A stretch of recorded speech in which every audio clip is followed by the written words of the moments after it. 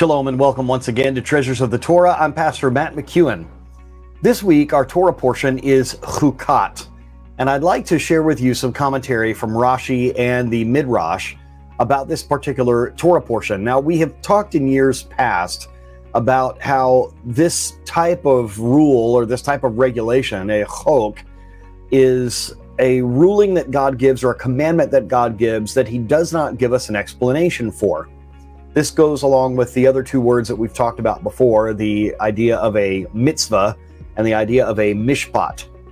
So one of those words, the mitzvah, deals with our relationship with the Lord himself. It's a vertical relationship commandment. And the mishpat is a commandment that deals with our relationship with other human beings. So our horizontal relationship, if you will. But the chok is something that God gives us that we don't understand. And in this particular Torah portion, we read about the red heifer, we read about the death of Miriam.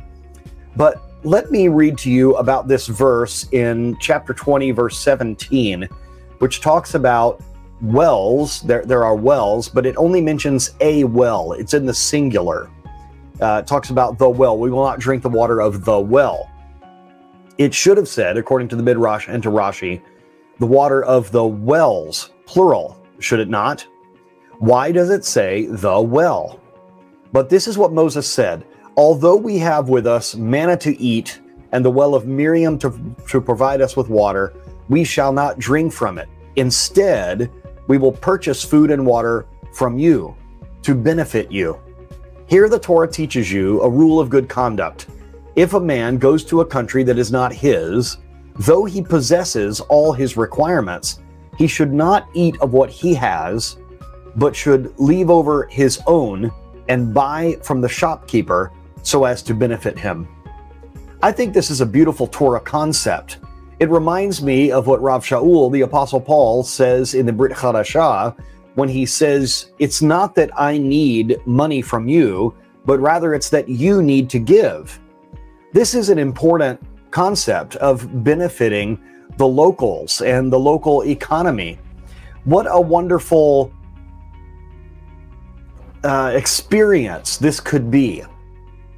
What a wonderful life lesson this could be as we go to another place. Even if we have enough from our own store, it would be good to support others in that other country, to be hospitable, to help their families provide for their needs by helping them financially, by supporting their business, by supporting their shop or their local economy.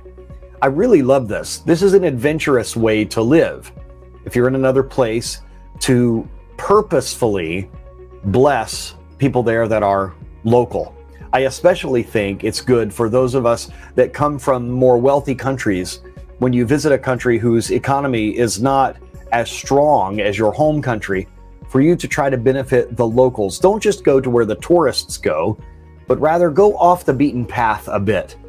Be a minister, be an emissary of Mashiach, and be an example of what the Torah is all about by doing this particular act of kindness, as is located here in chapter 20 in this week's Torah portion. I pray that this lesson gives you some insight and maybe allows you to look at your life as an interesting adventure where you can benefit those around you and be a light in the darkness. I want to wish you a Shabbat Shalom and want to tell you that if you'd like to study with me in the school that I'm a part of, it's called Yeshivat Shuvu, and you could go to shuvu.tv and fill out an application there. The Torah is always an adventure. Even though we read the same portions every year we find something new. There's a wonderful new aspect for us to discover. So happy studying and Shabbat Shalom.